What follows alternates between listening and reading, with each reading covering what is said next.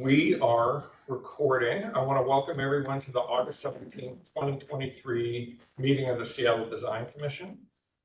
Our meetings are designed to meet updates to the Open Public Meeting Act in that we're recording this meeting on WebEx. It's posted later on our website. So both of the commissioners today are here. We do have one commissioner, Pooja Shah, who's attending virtually. Our agenda today is from 10 until noon. We'll review the public benefit package for the 1305 Stewart Street Alley Vacation Project, and Adam Hamline is going to take the action today. The format for the meeting will hopefully follow like this, if I can get it out. The team will provide a presentation, and I think we have about 45 minutes for your presentation.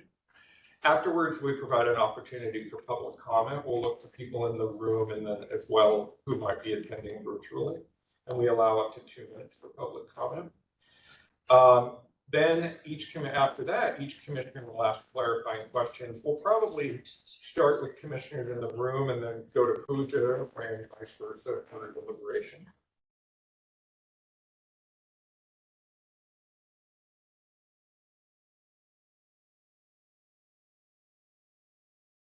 Michael, I lost your audio. There you are. You're back. Am I back? Just keep on standing. Yeah. maybe do a cartwheel or two. Further down. Can you hear me? I can at the moment, yes. Okay. Yeah. So Pooja, why don't we start with introductions for commissioners? And you're our only commissioner online, so if you could introduce yourself and your role in the commission. Hi, I'm Pooja Shah. I am the engineer commissioner. Thanks, Pooja. Then we'll have start with commissioners in the room. We'll start with Erica. Hi, I'm Erica, Urban Design Commissioner. Phoebe Bogert, Landscape Architect Commissioner. Good morning, Kevin O'Neill, Transportation Planning. Ben Giss, Architect Commissioner. Jill Crary, at-large Commissioner and Chair. Morning, Ben Ryan, Urban Planning Commissioner and Vice Chair. Morning, Elizabeth Conner, Arts Commissioner. Katie, why don't you start us off with introductions from the development team? Sure. Good morning, everyone. I'm Katie Kendall, Land Use Council with McCullough Hill. Jennifer Whalen, architect with Perkins and Will. Fuchs, landscape architect with Site Workshop. Hi, Ben Rosenfeld with PMB, the developer. And Mark Brands is online, I believe. Are you there, Mark Brandt? Yep, Mark Brand, Site Workshop with the development team. Hi, Mark. Okay. Morning. We have a number of people in the room joining us as well. If you could introduce yourself. Emily Barnett, Seattle Department of Transportation. Amy Gray, Seattle Department of Transportation. Jeanette Dubois, Seattle Department of Transportation. Abby Olabelle, Landscape Designer with Site Workshop. Great. We'll go ahead and if there's nothing else before we get going, guess we'll throw it to you. Katie, are you going to kick us off? Yeah, I'm going to just say a couple things. Good morning again, everybody. We're really excited to bring you this packet today. The design team and PMV have been working really closely with agencies, community groups on this public benefits package, and really looking forward to showing it to you today. We think it's, really robust package, especially looking at the alley that we are seeking to vacate. And, we are excited to keep moving forward. We would ask for your recommendation to move forward today on the public benefits package so that we can continue to move forward and to City Council. So we thank you for your time, and I think Ben's just here for questions if need be, but we'll go for the design team. All right, thank you, everyone. As Katie mentioned, we're here to ask for your approval. So this presentation is in 3 parts. We're going to start with a summary of the comments we received from you from the Public Trust, as well as other agency comments. Then we're going to go over community outreach and outcomes, and then end on a review of the public benefits we're proposing.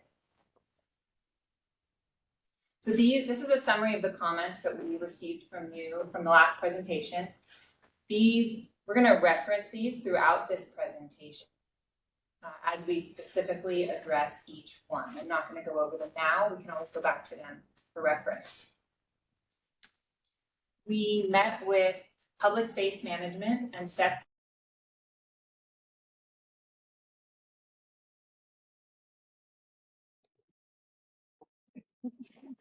One of those meetings.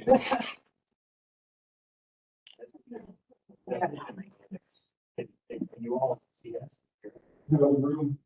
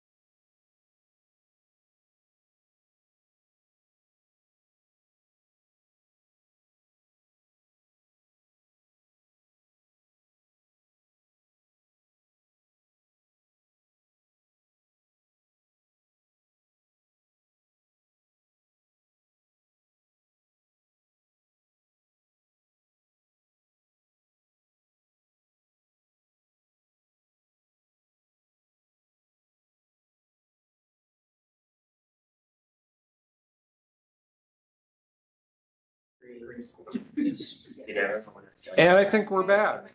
Sorry about that. Did it. Nicely done. Nice. Yeah. All right. Yes. Are we ready? Yeah, Keep going. okay. So we met with the Public Space Management Group of SDOT and Seth Kaiser of the DSA.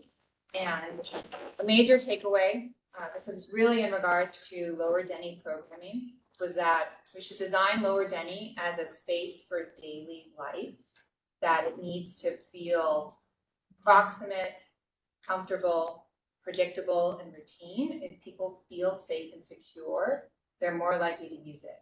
And then especially if there's programming on top of that.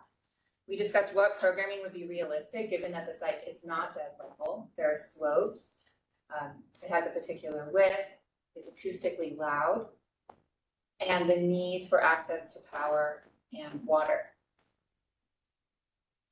We received EDG3 guidance. We got unanimous approval from the design review board. Particular points were made that the building's east facade required additional lighting. We discussed which type of conifer tree would be most appropriate for the double alley on East Lake. And there was a strong desire for Lower Denny to feel less utilitarian and more pedestrian as a space through planting, lighting, and paving. And so that design direction we've taken forward, and you'll see in this presentation. And Becca, I just want to interrupt that we actually received design review board recommendation, not EDG3 guidance. So, Oh, yeah. thank you. No problem. We had our 60% SIP design guidance meeting. They really drilled down on some of the details of our stormwater design, where we are taking roadway water from Stewart, conveying it across the sidewalk in trench drains to bioretention planters within the right-of-way. And so some of the details of that, like the trench drains, we're still working through that. We also discussed the grading and drainage of Lower Denny and clearance requirements for light poles and trees, as well as maintenance access to light poles along East Lake, and the need for 4-foot wide pedestrian access paths along East Lake to connect where we have proposed parking and drop off to the sidewalk. We clarified with the fire department that they do intend to use Lower Denny for access and that removable bollards are acceptable. And that some of our intersection improvements would also include improving the companion ramp across the street. So here is our schedule. Here we are today. As Katie noted, we got DRB approval, and we're here today to ask for your recommendation to proceed. We realize that council approval happening in the fourth quarter of this year may be ambitious and that it may be more likely to be the first quarter of 2024. This is just a review of the project's context. It's at this nexus of neighborhoods between the Cascade neighborhood to the northwest, downtown and Denny Triangle and Capitol Hill to the east. It's surrounded by arterial, Stewart Street, Denny Way, East Lake, and I-5. And that it experientially is a little bit of a threshold and a landing pad as you enter downtown from Capitol Hill over the overpass. The proposed alley vacation is 2,698 square feet of an alley that only serves the parcels that have been amassed as part of this development. It does not serve the building to remain the business to the north. Their utilities, parking, waste pickup, all of their access and needs are being maintained. We are proposing transforming Lower Denny from a roadway to a pedestrian street. We are not vacating it. It will remain public right-of-way. This is, again, that portion of the site that we are not developing, that's existing and to remain. And looking at the site's context, you'll notice in red, there are a lot of drive cuts. It's really vehicularly dominated. By closing Lower Denny and with this development, we're reducing that to just one for our project, which is the parking and loading access on East Lake that you'll see, and the existing building to the north parking access off of Stewart. So here's the site plan. You'll notice not much has changed since we were here last at Public Trust. We still have these really large plantings between the public space of the sidewalk and the retail plaza near the building. Zooming into the site, we've taken those large plantings and continued them along Lower Denny as you move towards East Lake, where we have a protected bike lane, a double LA of trees, little seating nooks.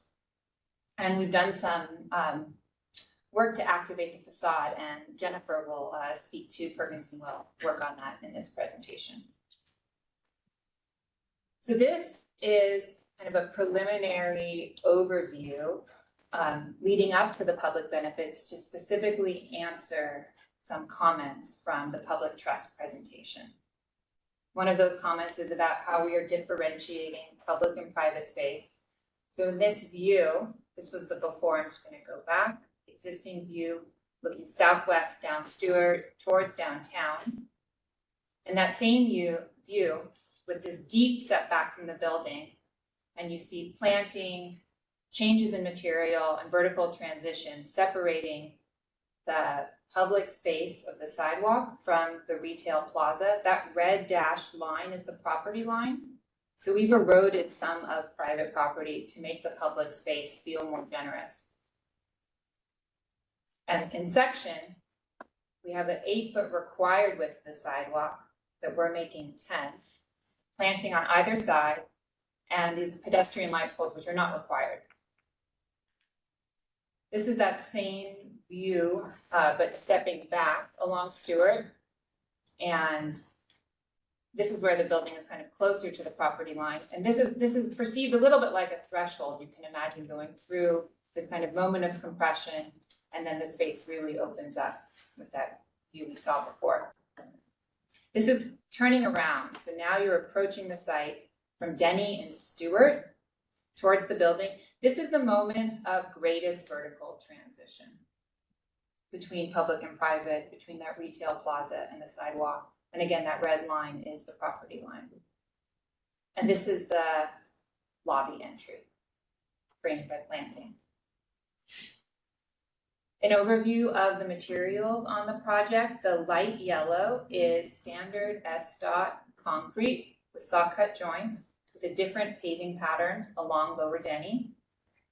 There's fixed radial benches and rails around those large planters on Stewart, and some smaller furnishings kind of sprinkled on East Lake and a little bit on Lower Denny. Lighting, we know that, we heard the last time, this is critical to this project for safety. Diagrammatically, there's really two approaches. This teal color is where we're using SEL standard head poles with some additional building mounted down lighting on East Lake to make sure we really fully illuminate the sidewalk and the bike path. And then that purple area is where there's lower level accent lighting integrated with those benches and rails and handrails, as well as building spill from the retail. So what that looks like at night, this is like a night plan showing those head poles in the right of way, and then some of that accent lighting and building spill on the retail plaza.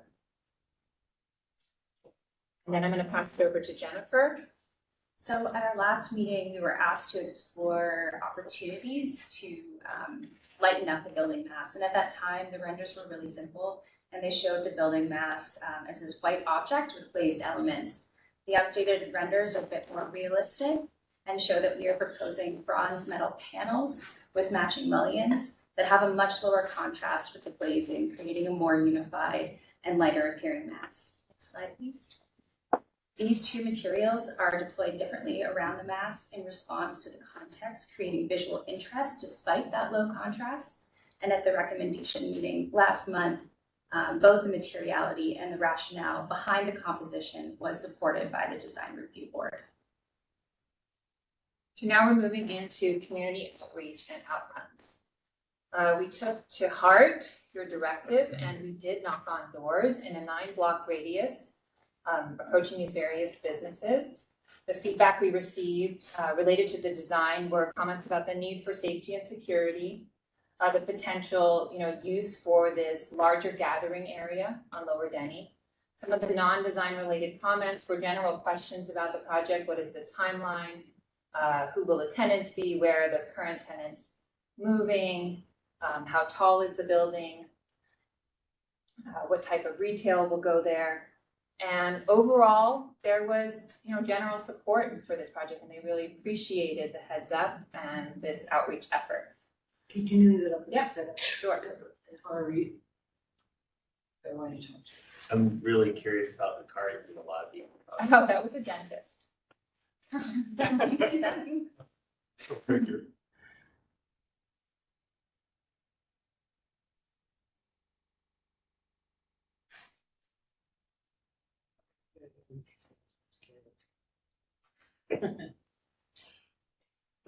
Good. So this is engagement that we presented the last time in our meetings with South Lake Union Community Council, where they were supportive of the project. There were some concerns about the East Lake trash and loading. Jennifer will speak to that again. Seattle Neighborhood Greenways were supportive of the project. Didn't give a lot of specific feedback. Transportation Choices Coalition with Alex Hudson's primary concerns were improvements to pedestrian and bike safety and lighting. And we did meet with Mirabella, with John Pearson, who was a resident there. They were highly supportive. It was important to them that we work with Youth Care because that is one of their neighborhood partners. And so that is something we are continuing to do. We met again with Youth Care, who has facilitated our introduction to urban artworks they partnered with before.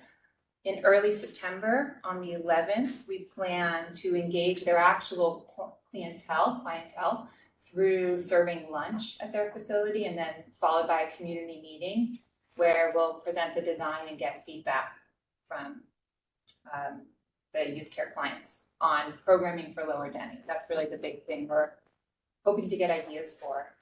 We met with Pastor Priscilla Harris Austin of Emmanuel Lutheran Church, who gave us very insightful feedback about the neighborhood, suggesting that potential programming be child-friendly but focused more on adults and young adults. That there's this, the Cascade neighborhood's need for housing and ask that the project support any tiny housing initiatives. They run a food bank out of their church, and the project has agreed to periodically do food drives to help support that. And she noted that Lower Denny, as a flexible paved space, was a potential alternative to Cascade Park for outdoor gatherings, for seasonal outdoor church services. We attended one of the monthly core group meetings with Cascade Neighborhood Council. They were supportive of the project. They noted that they lack a consistent space for outdoor seasonal events, especially for their art walk. And we're excited about using Lower Denny and the storage room that this project is offering for those events. They also suggested some light program like ping pong or mini golf. Tell me about methane. I wasn't there. Maybe Ben could speak to the What that is. methane dog food light. I think it's something someone must be really excited about. Yeah, you can't put that on the slide now, but.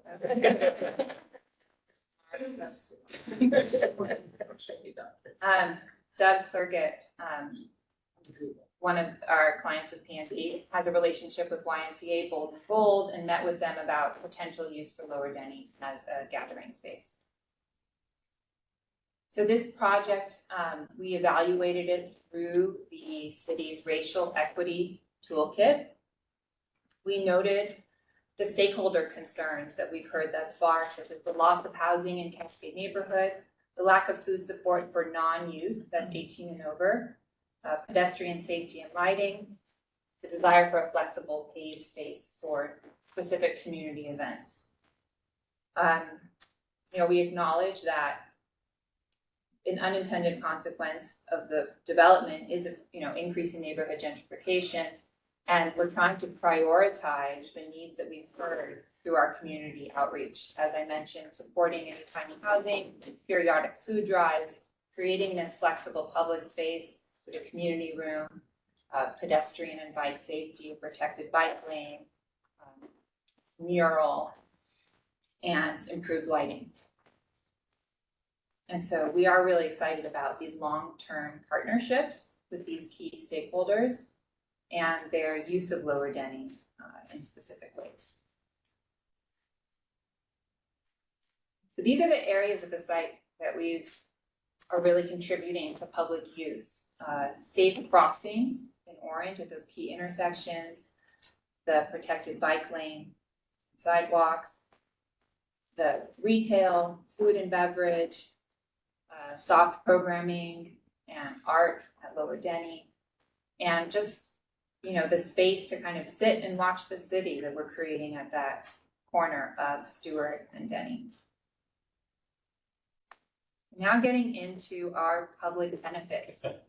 There are 8. The first 5 kind of orbit around Lower Denny. And then we have Eastlake, we have an intersection at Stewart and Eastlake, and the wayfinding, which is distributed at the 3 corners of the site. So this is a diagram where we're trying to be very explicit and clear about what we're counting as a public benefit that is beyond a requirement of a no vacation scheme, which is why you're seeing kind of a funny shape on Eastlake. So that's outside of the required 12-foot frontage on the east facade, and also kind of a funny shape on Lower Denny. We're not counting the whole thing. We're counting the area beyond the required frontage. So Lower Denny, with this meander to make it feel more pedestrian while still maintaining the 20-foot minimum drive aisle for fire trucks. Light poles, planting, concrete paving, scoring. Who we're working with, I mentioned SDOT and the fire department, and all our key neighborhood stakeholders for ideas for programming. This is an aerial view of that space. It shows the relationship of building to landscape, that meander. Right in the center is that community access point. That's where you would enter the bike room and have access to the storage room. This is the existing condition right at that corner. So this is going to be a walkthrough of Lower Denny, starting at Stewart, kind of at the sidewalk at the edge, moving inward. If you were to go to a food truck, that was another thing that we learned from Lutheran Emmanuel, that there's no food trucks east of Fairview. So it would be really beneficial to the neighborhood to have a food truck. To the left is the restaurant underneath that terrace. And we're proposing really low, wide curves around the planting. It both protects the planting and helps with maintenance, but it also really identifies this space as pedestrian. It's kind of a garden detail. What that space would feel like near that community room. We're showing the space being, maybe used for an art walk, tables. And then now turned around and looking at the entry from Eastlake, the existing condition, and the proposed. And we're showing the mural wrapping under the overpass. This really helps create an entry to the project. And, this is at that threshold of bike lane and pedestrian street. You're seeing the bollards and the bike room directly at this corner, which is like a very transparent corner. This is what it looks like from the bike room. See out into the space. And in section, we have that 12-foot required frontage and then a 16-foot minimum as a public benefit with the additional planting, pedestrian poles, low curbs, and flush condition. And ideas for programming. This is a photo of Emmanuel Lutheran's outdoor worship services, Cascade Neighborhood Council's art walks, and the mural with Urban Artworks would be a community paint project. So an artist would design it, but the actual painting would be open to the community. And that could be all ages. We can decide how wide that community is. Food trucks and play and games that can handle a surface that isn't perfectly level. The materiality, concrete, this with a unique score pattern, and some furnishing. We're a little bit limited with fixed furnishings on Lower Denny because of clearance requirements. There's 5-foot clear from the edge of the overpass for SDOT's roadway structures to access it. And then there's 3-foot clear on either side of the fire truck drive aisle for any structures. And that has limited where we can put fixed furniture along Lower Denny. But we can put lots of movable furnishings. The second public benefit is a property dedication at the corner. This will allow the city to access the site without crossing private property. So we're working with SDOT and Real Property Group. This is kind of diagrammatically showing that fire truck or emergency access path and how that corner dedication allows that to be fully on right-of-way property with removable bollards at either side. The pedestrian crossing at the corner of Stewart and Denny. In our previous presentation, we looked at Heffron's data showing the number of collisions and accident reports at this corner. It's a really dangerous intersection.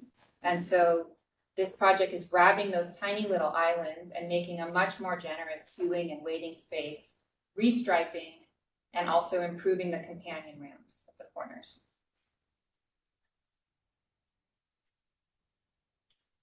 Some of the predicted pedestrian flows with the new development, it's going to be a very highly trafficked intersection. So it's critical. It's important that it's improved. And then an aerial view of that corner in its existing condition. And then the proposed, showing the queuing space, the entry into the site.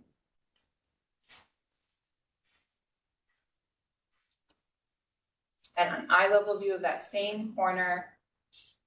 This is showing the problem, the current intersection, removing the drive cut to Denny and making a pedestrian space. Moving on to the storage room, which is located inside the building. It's 150 square feet. This came out of our meetings with public space management and DSA, that this is a really good idea for programming and for community involvement. And so this storage room would have direct public access. You would store tables, chairs, games.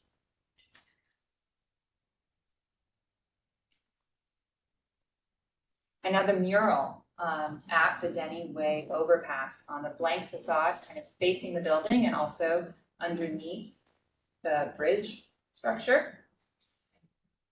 We're working with Urban Artworks. We've received support from SDOT for this at 60%. We haven't received full approval. It still hasn't been permitted. It needs to go through the SIP process at 90%. That was the direction we received for permitting. So it has not been approved. I'm being clear on that.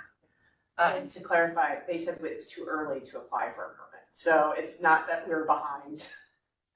We are too early. So the concept is approved, but the actual specific permit won't be granted until 90% or even after, right? Yeah, it's part of a private structured permit and it goes through as part of the 90% approval. We tried to do a separate public amenity permit and we were told not to. There's been a lot of stakeholder support for this from all of the community groups that we've talked to. And what that would look like in terms of with Urban Artworks, we had a kickoff meeting. They would select 3 to 5 artists that they think are appropriate. The client, maybe the design team would then choose 1 or 2 if we differentiate the corner as 2 separate murals. It would be a community paint project. So the artist would design it, but we can put a call out to either it's the key stakeholders or a wider community, it's all ages.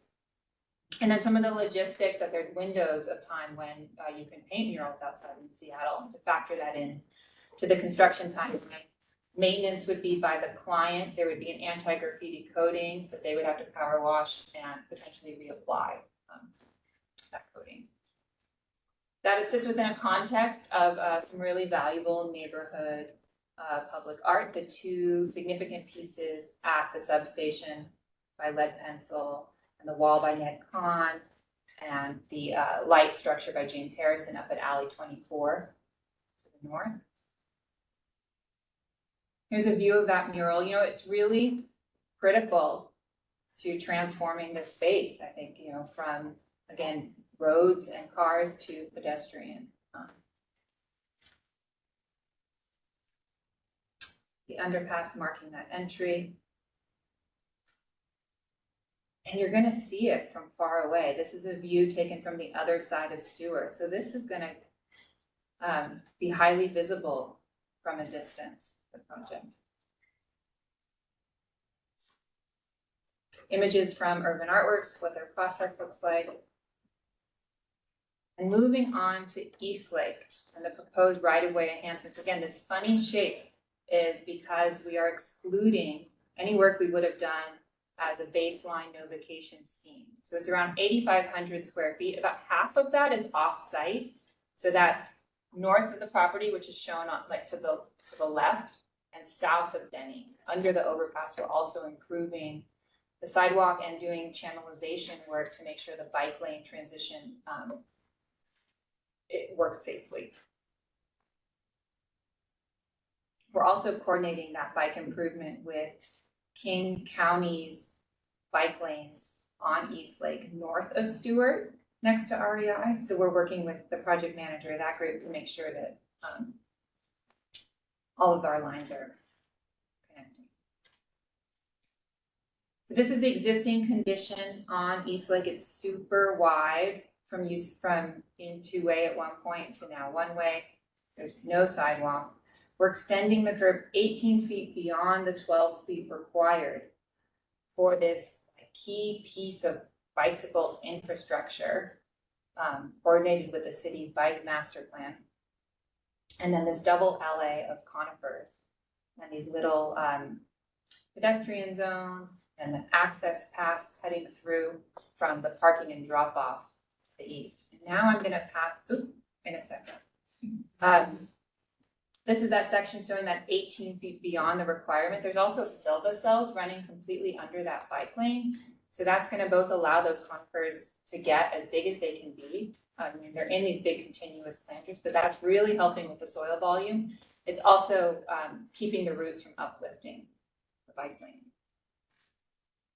The material palette for East Lake is the asphalt with curb on either side for the bike lane, some fixed furnishings, and we're working with urban forestry to decide whether a evergreen or a deciduous conifer is most appropriate. Now I'm going to pass it over to Jennifer to talk about the East Lake facade. So the frontage along East Lake consists primarily of service spaces with the bicycle storage at the corner closest to us and the consolidated vehicular access point at the far end. The last time we met, we were asked to explore other opportunities to activate this facade beyond glazing, since that's not really feasible here. And we're proposing to do this through additional building lighting, as Rebecca noted earlier, as well as through material detailing that we'll walk through on the next couple of slides.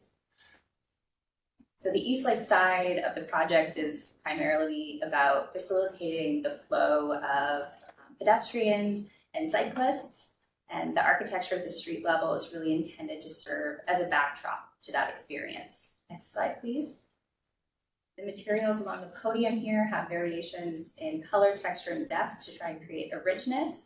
And one of those materials is a perforated metal panel that we are proposing be customized to project an image. So in keeping with the idea of being a backdrop to the right-of-way experience, we are proposing to customize those panels with a tree pattern to reinforce the beautiful trees that we are proposing to plant along that side. And so this image is broken up across 4 panels along the facade as seen in this elevation. And please note that, despite all our computational abilities, we were only able to model these perforations at 5 times the size of what they actually are. So the image is not reading as clearly here as we would like. So we're still conceptually trying to work that out and be able to give you a visualization that helps that read clearer. But the last slide kind of shows it a tiny bit better. Next slide, please. So moving inside the building, we were asked to ensure that loading and waste vehicles had space to turn around inside.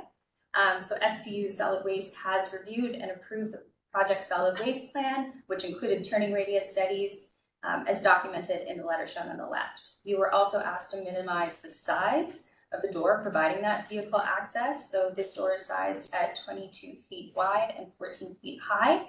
And those 2 dimensions correspond to the minimums allowed in the Seattle Municipal Code. And we've included the language here for reference at the top right of the screen. Okay, the crossing at Stewart and East Lake. You can see, the existing condition on the left, these little islands, we'll have some photos of it, and also this diagonal crosswalk here that connects to REI. We're changing that. We're working with SDOT. This is the existing condition of a left-hand, closing a left-hand turn lane. You can only go up. This is like such I know. the picture. I know. We have a lot of them on this. So that little island in the midground is kind of as our far reach for our extension of the queuing zone. So it's really tightening up that intersection, which leads to a bus stop. So we're restriping it, we're shortening it, we're improving that companion ramp at the bus stop. This is that diagonal crosswalk to REI, which we are getting rid of, and instead making a shorter perpendicular crosswalk to that triangular island where we're improving all the other companion ramps on that island. Just cleaning up this intersection, making this big queuing space right at the corner with as much planting as we can get. Also in this image, you'll note we have our proposed conifer trees, and we're showing a reference image to REI and their kind of conifer landscape. Their trees are actually much bigger than in that image now. And that's part of a language of gateway and entry into the city as you come off of I-5 and come onto Stewart. So you really see these big trees on either side.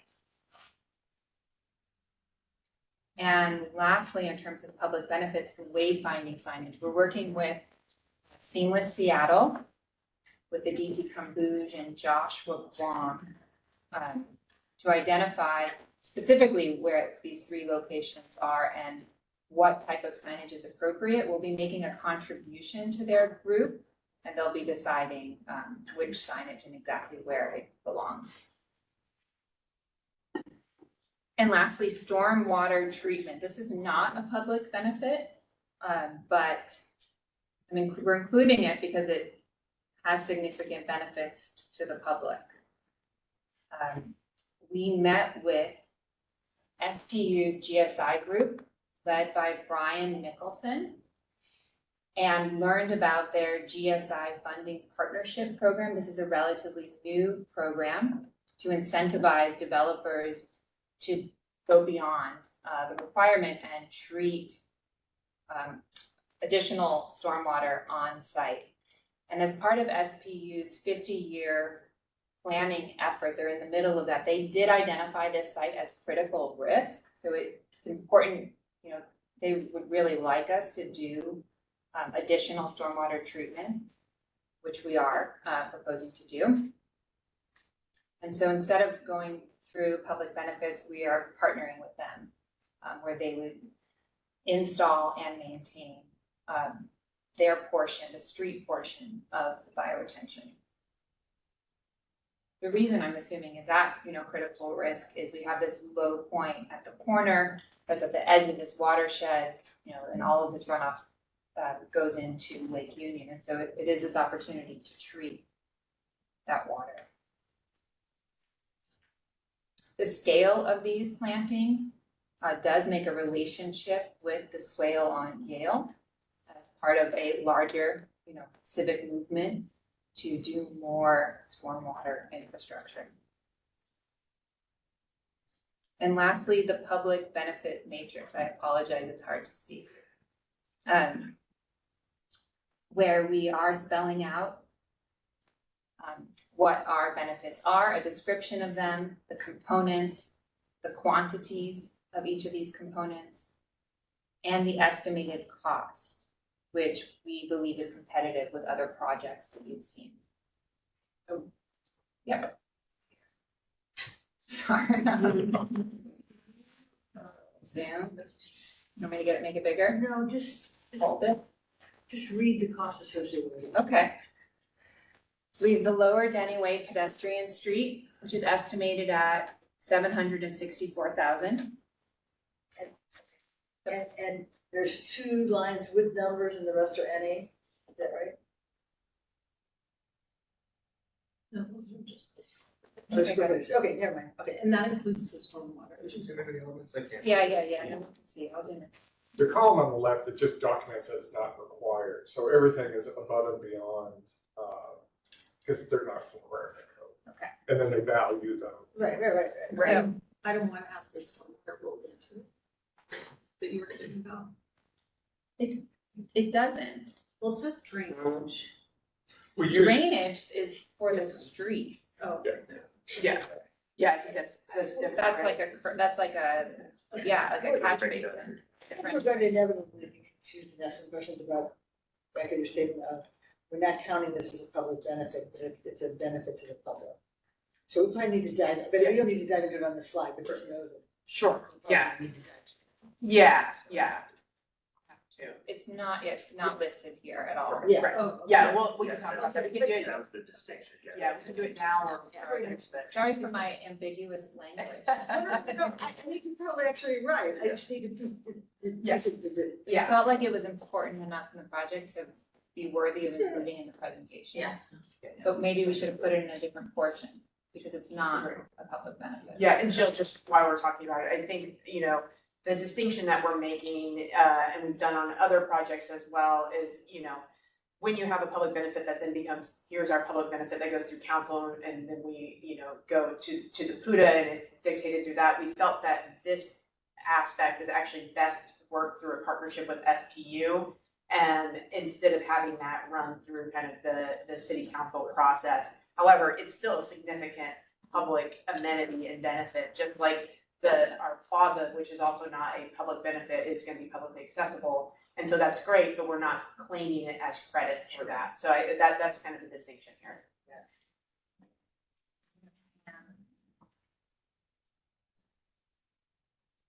And I think it's important to note that these costs are just what is above and beyond. So the improvements to Lower Denny that are required and the improvements to Eastlake that are required, which was the 12-foot frontage, is not included. That's obviously all part and parcel of this, but if you're looking at the kind of nuanced distinctions, that's kind of where these cost numbers are coming in. Okay, great, so, sorry, can you go left again? I think it's your dedication of Lower Denny. Yep. Property dedication. That's that little triangle. So you're saying 300, did I get that right? 327 Square feet? Yeah. It's $409,000. That's what they said. Yeah, I'm sure I got that right. Thank you. Yeah, that's. Okay, great, thank you. Costs are wild, right? Could you maybe if you could put up one of the orienting sections? Yeah. While we kick off, what would appear to not be members of the public who are attending. It looks like everyone here in the room are development team members. I didn't see anybody, so anyone who's attending online, if you are a member of the public and want to make up to 2 minutes of public comment, we're happy to recognize you. If you could just raise your hand, and we'll be happy to do that. Commissioners, before you start questions, it might be good to maybe hear from Beverly Barnett just for a couple of minutes, if you have any kind of high-level thoughts about what you've seen today before we go on to Commissioner Moore. Yeah. He has not. So did you want me to go? Yeah. You want me to go down, Mr. Executive? I think so. I think we're waiting with bated breath. Okay.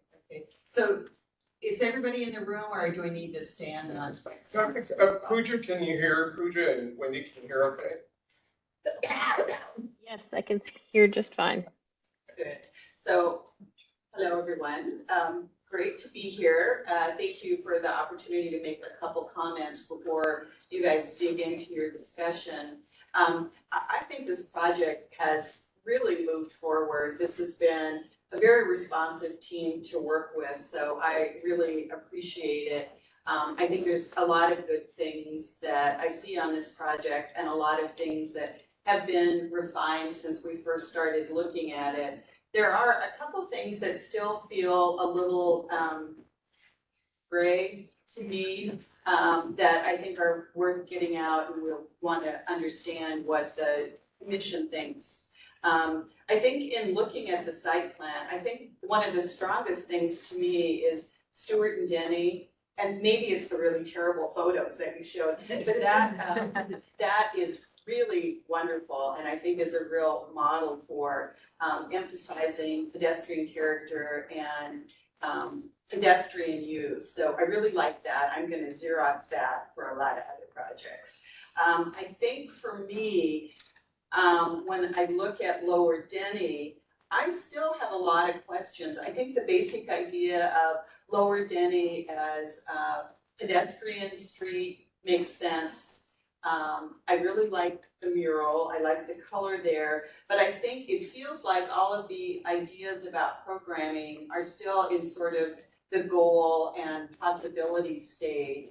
And when we start looking at pinning things down for council and for people who vote like the commission members, it feels like we don't know yet what it would be and how it would work. I think programming is difficult.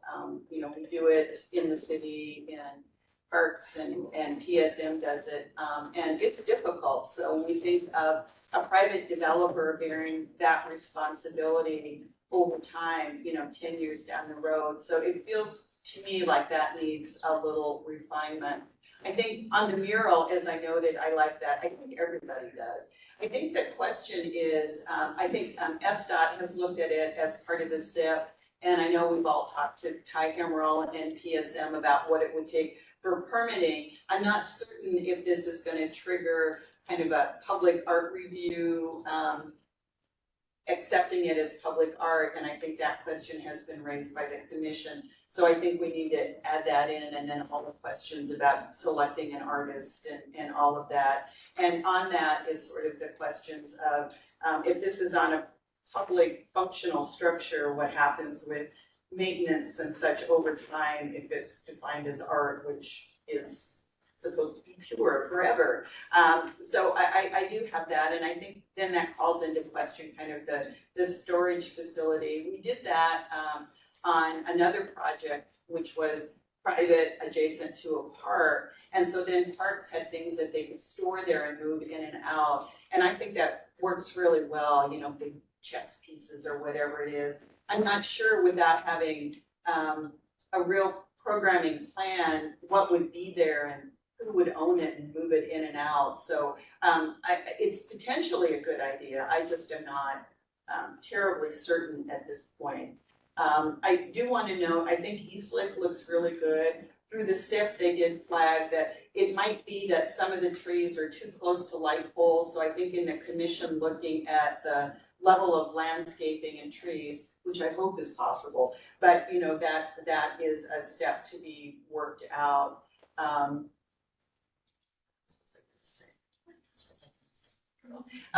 And the corner piece, the dedication, I did not know that you had started working with the Real Property Group, because I think that, we need to make a determination whether that is going to be a public benefit piece or whether it's not dedicated or whether it's just dedicated as part of the ultimate vacation process.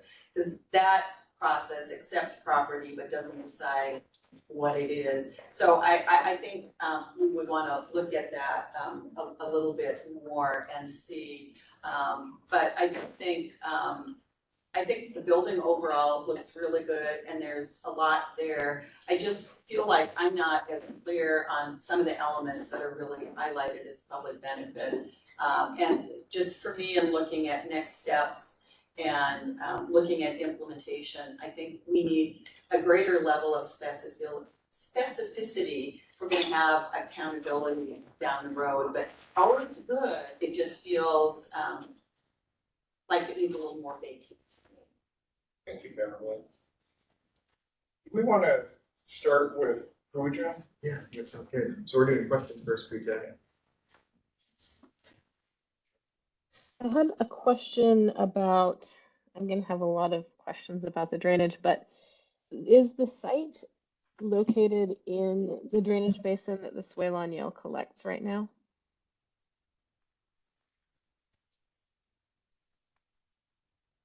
I don't know. Yes. It is, Pooja. Sorry, we don't have our civil engineer here today. Sure. But yes, it is. Okay. Thank you for that definitive statement. Thanks, Mark. I had other comments, but that's the only question that I had right now. Thanks, Pooja. Thanks, Pooja. And then maybe we'll start over with Erica and then just go around. Well, thanks, guys. I think this is a beautiful project that clearly makes some critical improvements to the pedestrian way. I did have some questions about, well, I'll start with the bike facilities. It looks like in the renders that you're showing bike movement on Eastlake headed north. Would that just be a one-way bike facility on Eastlake? And then coming south, would people use the roadway on Eastlake? They would take a different route. So Eastlake is one way currently. Okay, Cars so they going wouldn't north. be encouraged to come both ways on No. that. Okay. think long-term, they would go south on Stewart. Okay, so there would be a bike facility on That's Stewart. we haven't gotten a copy of the city's bike master plan, but I believe that's the southbound direction. And Mark just raised his hand. Mark, did you want to comment on that? I'll just add that that it's the city's, the STP, the transportation plan that's being drafted now, focuses in on a one-way bicycle facility into downtown on Stewart. So you have this effectively a one-way couplet using Howell, Eastlake, and then Stewart in, and they both connect to the Eastlake facility that King County is building, and then also gets you into the Thomas Street network. Okay, great. Thank you, that was helpful. And then I was curious if you had done sort of when you're thinking about programming, how analysis of shadow and noise has sort of informed what you're envisioning is possible in that space. I'm gonna let Jennifer speak to the shadow studies. Yeah, so I mean, our sun on the site moves from the east to west, so that's had a huge impact on where we prioritized gathering spaces. At this kind of corner of the open space will receive the most amount of sunlight. And that has also impacted, of course, how we've shaped the building massing, in addition to where we place the programming. Don't believe we've done an acoustical analysis to know that it's loud. The gathering spaces are on the opposite side from the freeway. Yeah, I mean that's a great question. That has kind of come up in every one of the groups that have been talking to say, how do we actually use this? We're focusing on like creating a space that is appealing, like organically, providing the infrastructure in terms of the storage room and the spaces and the connections to community groups and other partners. I think part of the issue is, we're 3 years out from this being done, and it's tough to get like firm commitments from folks on how it's going to be activated. We're really just trying to make sure that the infrastructure is there for it to be a special and used place. But to your point, we feel like we've made a lot of really good progress and gotten direct feedback from Cascade neighborhood in terms of that their art walk location, Lutheran Church, has directly said, hey, we need food trucks here. We need a space to potentially hold services that aren't the Cascade Park.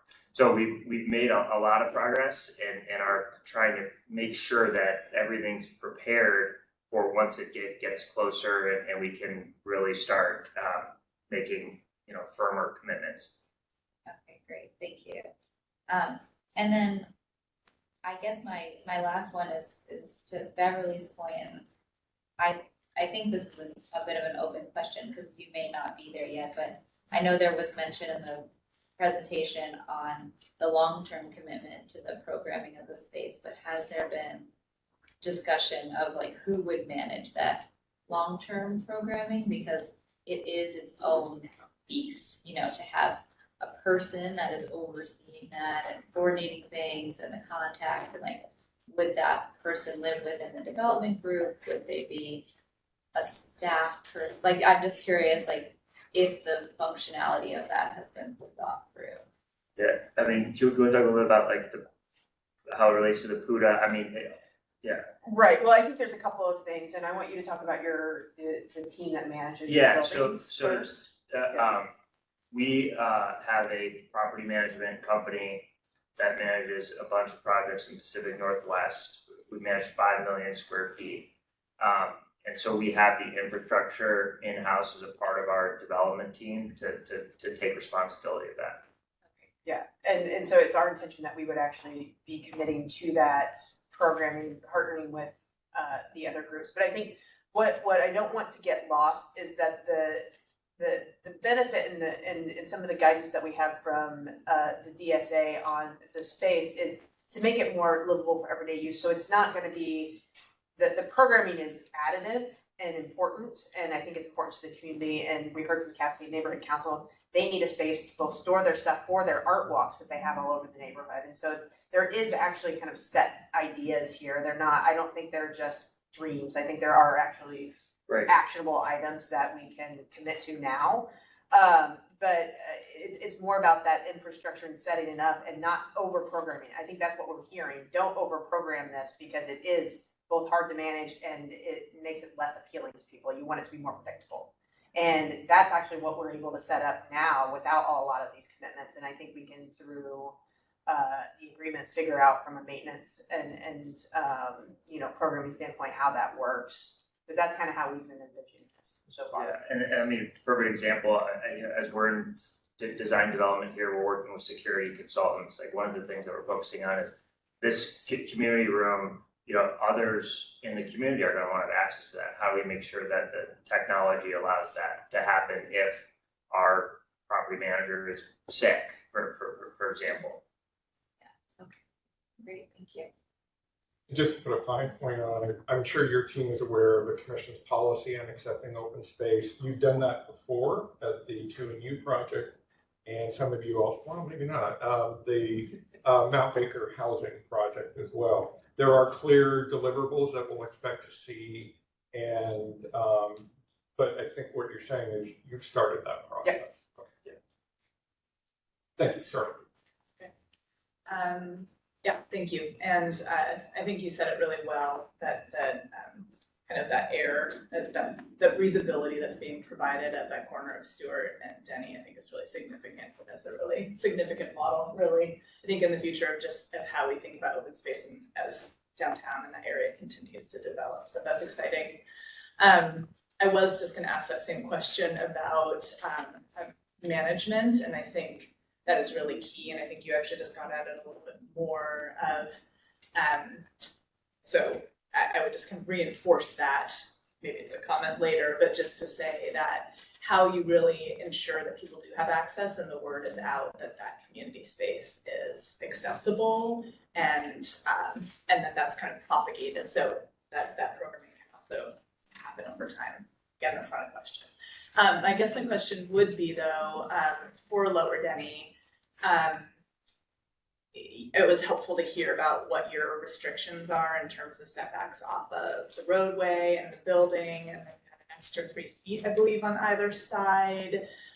So I guess I'm just sort of wondering, how many iterations has that form taken to provide that idea of the meander? Are you kind of maxed out in the amount of planting at this point? Just maybe a little bit of a description of how that form has taken place and if there's flexibility there. If that feels like that's the best way to provide the most benefit. There's some degree of massaging of the shapes, but I think in terms of the overall, I'd say at least like diagram of this space, this shape, really, Mark's raising his hand. Mark, do you want to speak? Oh, you keep going, Becca. You keep going. Yes. We felt like this shape, this meander, which does make, we looked at the previous round of renderings when we came to Public Trust and we had just straight planting more in relation to the building. And it didn't activate the space. I mean, it looked a lot less exciting than having these curves, which when you come in, you get that kind of little bit of discovery. So that was really the genesis for wanting a different shape. And then the requirements kind of fall on that, which is the 20 foot plus 3 on either side, and a turn radius, which the turn radius isn't really an issue for fire. We have pretty generous here. And then all of the light poles, place the trees. So there's maybe a clearance. I mean, I have it. I just don't include a diagram where there's fine levels of wiggle room for the fixed elements of trees and light poles. The light poles need to provide 1 foot candle, and hopefully be in planting, and then also be set back 3 feet from the drive aisle and 5 feet off. So there is a bit of restriction, in that sense. I think that's just a helpful analysis of, your process too, of how you landed at a meander Hey, can I just add that we're at 60% SIP, and so that's been submitted, Phoebe, and so we are in discussion with all of the traffic ops, the street lights, curb assignment, everything at SDOT is being, clearly commented on and negotiated. And so what you're seeing, and I'll answer Beverly's comment too on the light poles, what you're seeing on East Lake, even for instance, is coordinated now with how you access lights, the ped lights, to change the poles if it needs to be hinged, how it's accessible from the street. So we've gone through some real detail on this. And so what you're seeing right now, we believe will meet their 90% requirements for fire access and all the street operations and management criteria. So this is very well thought through at the moment.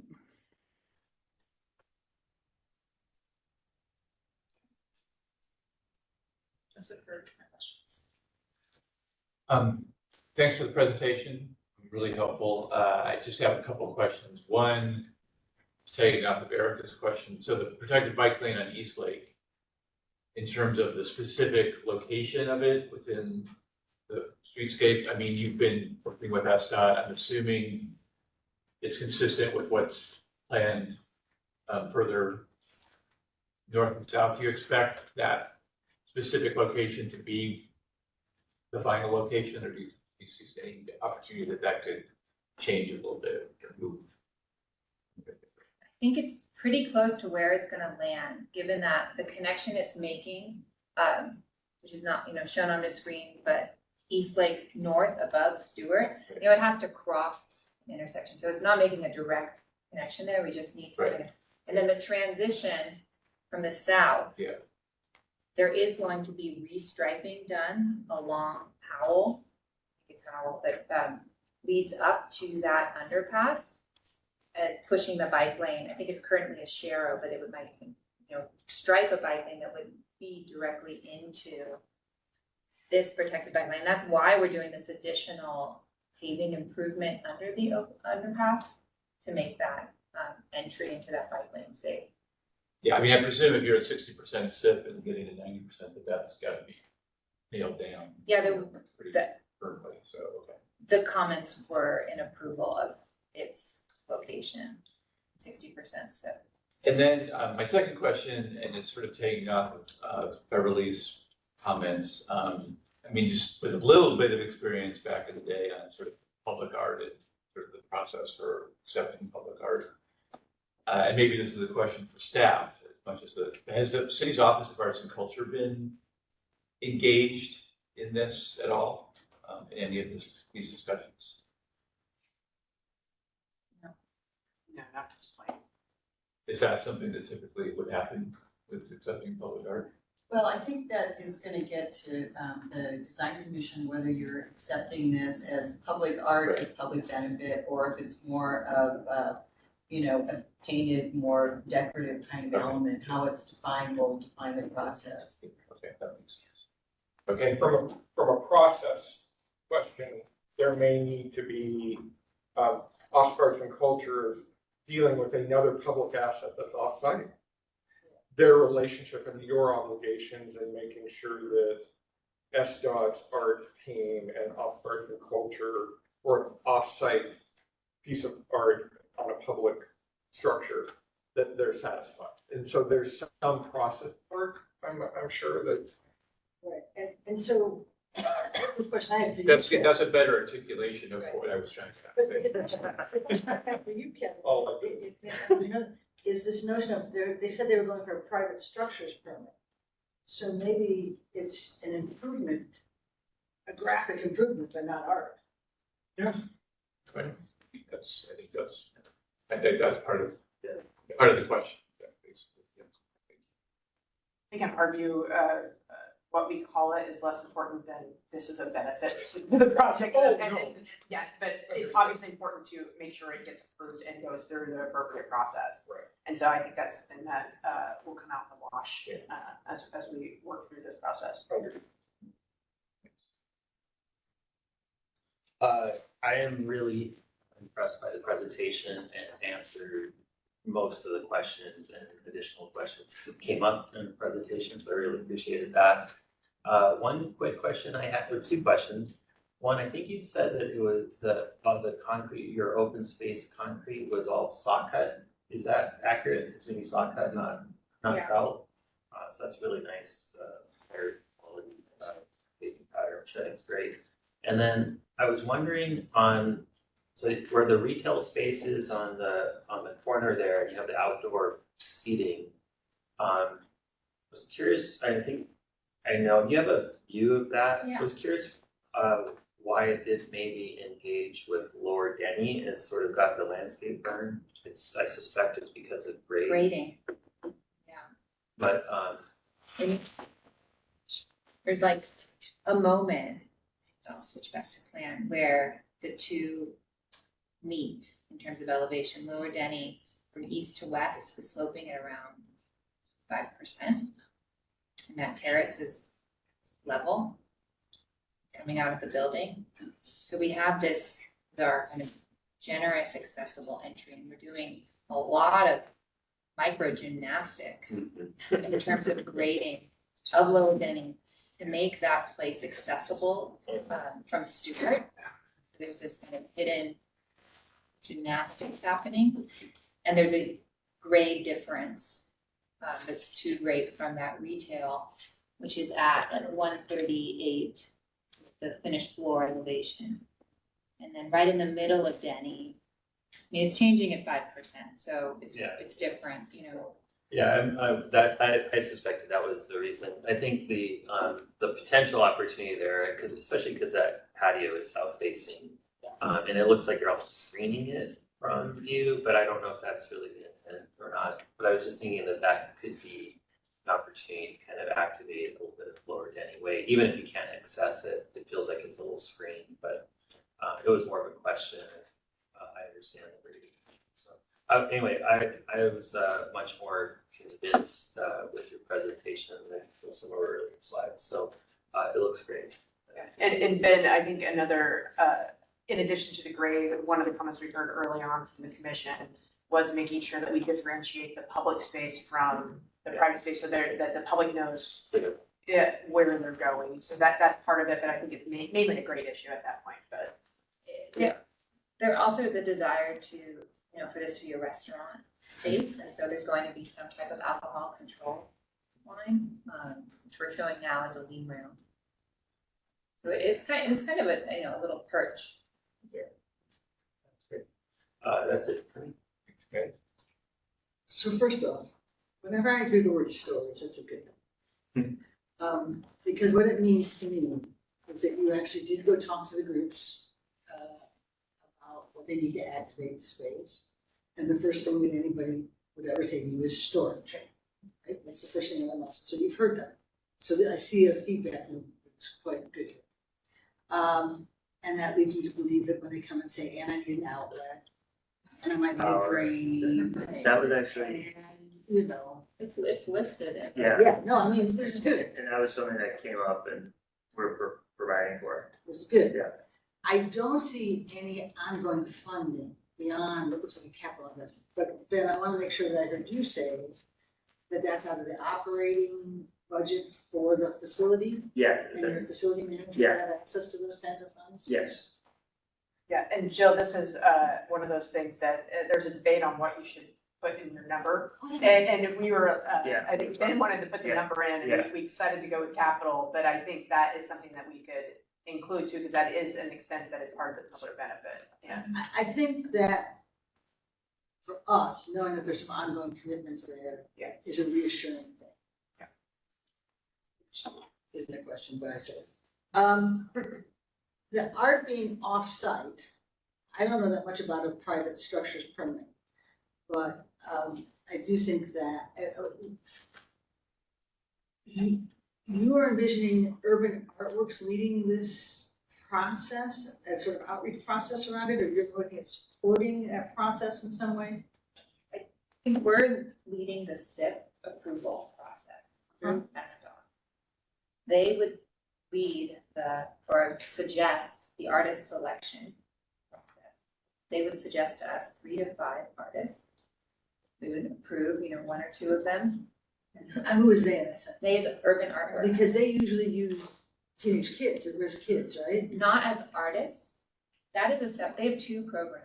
One is an artist-led, it's called project. It can be a community paint project, so that the artist designs it, and they kind of get the projection up, and then there's a call out to the community, as we define it, to help paint it. Separate from that, they have youth-led, youth-designed programs. That's more of a work kind of training program. It's like 6 to 8 weeks long, and that's totally separate. The youth actually designed the mural in that one.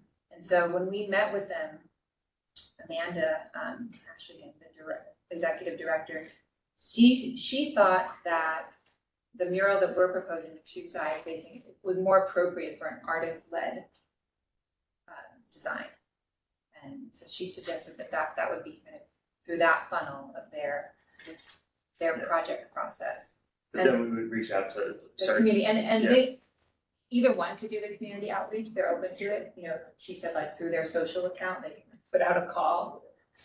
Either one, Either the design team could lead the community outreach, it could be our families painting it.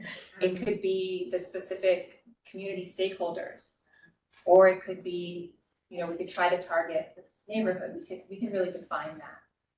And then again, I'm assuming that would have an ongoing maintenance fund, but was part of delineation, looking at it through capital. Yeah, and Becca noted that there would be the application of the anti-graffiti coating, and I'll get clean that. Okay, then I just have one more question. On the stormwater thing, you aren't proposing to manage any more stormwater than just the basic requirement of your site. That's not correct. You are proposing to manage more stormwater. We are proposing to manage and treat additional stormwater on Stewart Street. Okay. All right. And that portion would be part of a partnership with SPU. The on-site stormwater is not. And so that's the part that you said, that partnership with SPU will benefit the public, but you are not doing that as well. Yeah. Okay. That's what I'm doing. Okay. Can you remind me what GIS stands? GSI is Or Green GSI. Stormwater Infrastructure. So that is, there's a unit within SPU that is who we worked with, Brian Nicholson. And as part of that, there'll be an easement that we would grant to SPU, and they would ultimately maintain the below grade infrastructure, correct? So it's all part of their system. Correct. They typically suggest a split with above and below grade, so that like the general ground planting maintenance would maintain those plantings, and they would do the below grade infrastructure. I think returning to this conversation got Pooja compelled to raise her hand. Did you have a question? You're absolutely right. Well, my question earlier ties into Jill's question just now, and that is that if this part of Stewart Street is already in the Swale on Yale's tributary area, how is this treatment of runoff from Stewart Street considered above and beyond the requirements of the project?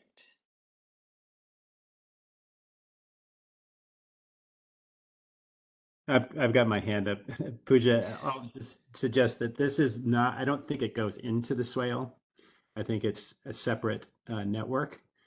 We'd have to confirm that, of course. And but I think Brian, and I wasn't at that meeting, Becca, you might elaborate on that. But he clearly identified this as a piece because it does not go through water quality. Okay, then that that is not consistent with the answer to the question earlier, so I'm a little confused, because if this is within the Swale on Yale's basin, then it already is being treated by the Swale on Yale. So that would be a clarification I would want to get.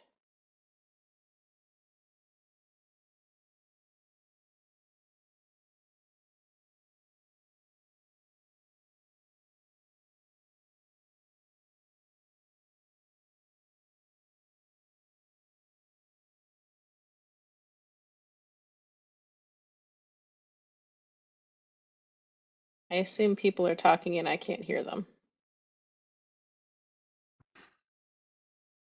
Yeah, they're trying to get back on. I can hear you, Pooja. Hi, Mark. How's it going? I can hear you. I can hear you too.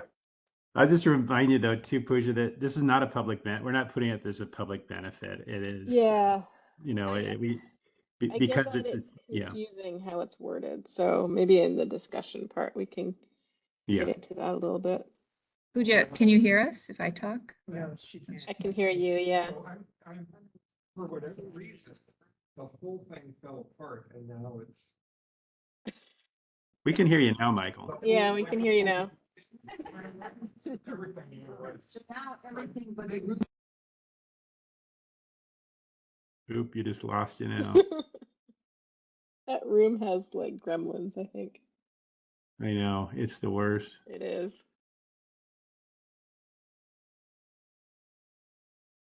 Pooja, have you worked on that program before with Brian? Yes, I have, yeah, quite a Okay. lot. Yeah, great. We're excited about it. Yeah, it's pretty awesome. It's just when, you know, I've been working with him to try and develop it, and it's in progress, but Yeah, they Yeah. said SPU, says it's a value, so it captures it before it gets to the swale on Yale.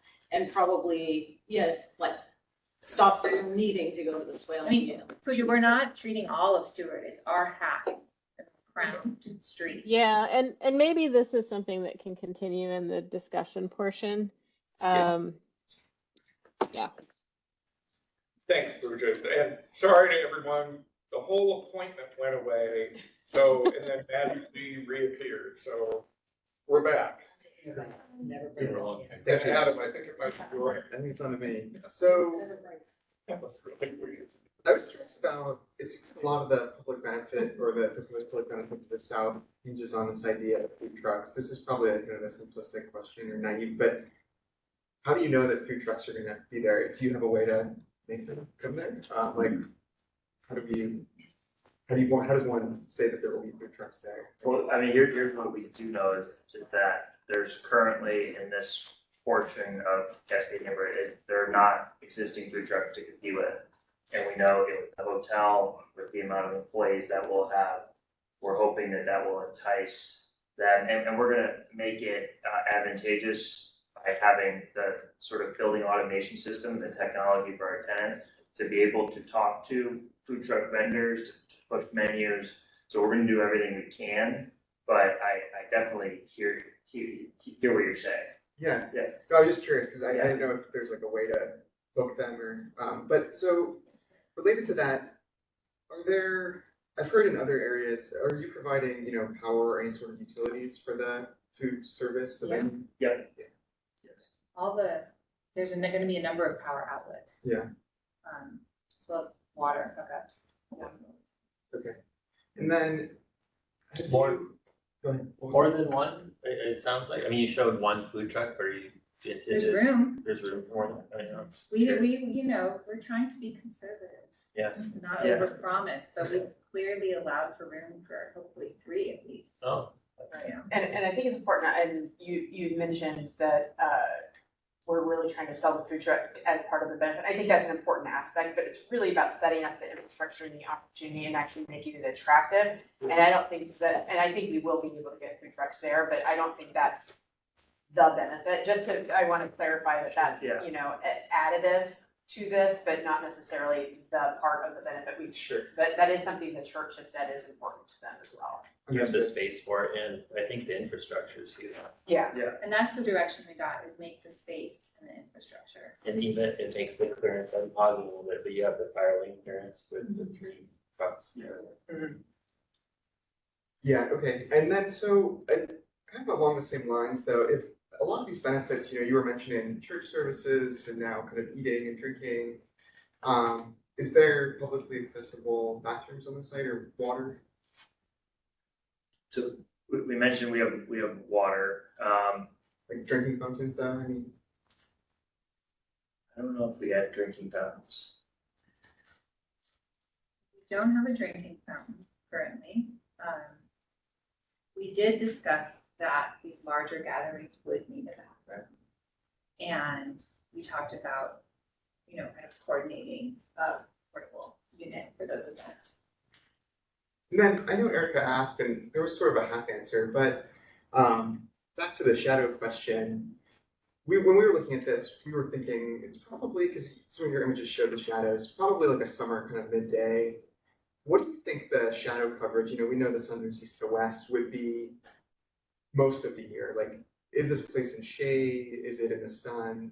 Help us understand what it would feel like most of the time, not just on a sunny, summer day in the middle of the summer. Adam, are your friends birthday? I know, we took that Yeah. slide from last time. Yeah. But definitely that open space corner, looking at all different periods of the year, that will get direct sunlight, at least for some part of the day, much smaller than Sure. of course. But that will continuously get sunlight there in particular. And then of course, we have the Denny Way overpass that'll have cast some shadow over Lower Denny Way. We're kind of trying to work with that existing urban fabric and what it'll do, but that's really contributed. But the overpass, goes to Flush as you go Right, west. sure, of course, So yeah. that corner was identified early on as the sunniest spot that gets year-round levels of sun. And then some of these neighborhood, they're not really commitments, but ideas for programming that Valerie or that Beverly kind of summarized and you all mentioned, where are they taking place in the Lower Denny right of way, or are they taking place in the plaza kind of along Stewart? They're taking place in the Lower Denny right. And you started the presentation by kind of mentioning how, I forget how you phrased it, but how noisy, I think you said audibly noisy, or